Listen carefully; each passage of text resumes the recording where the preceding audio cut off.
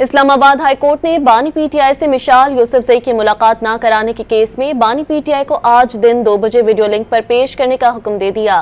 अदालत ने हुक्म दिया कि वीडियो लिंक पर पेश न किया गया तो 3 बजे बानी पीटीआई को अदालत में पेश किया जाए। इस्लामाबाद हाई कोर्ट ने बानी पीटीआई से मिशाल यूसुफजई की मुलाकात न कराने के केस में बानी पीटीआई को आज दिन 2 बजे वीडियो लिंक पर पेश करने का हुक्म दे दिया है। अदालत ने हुक्म दिया कि वीडियो लिंक पर पेश न किया गया तो 3 बजे बानी पीटीआई को अदालत में पेश किया जाए।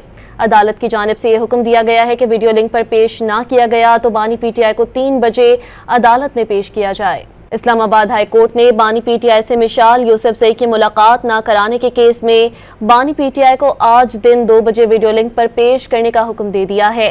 अदालत ने हुक्म दिया कि वीडियो लिंक पर पेश न किया गया तो 3 बजे बानी पीटीआई को अदालत में पेश किया जाए। अदालत की जानिब से यह हुक्म दिया गया है कि वीडियो लिंक पर पेश न किया गया तो बानी पीटीआई को 3 बजे अदालत में पेश किया जाए।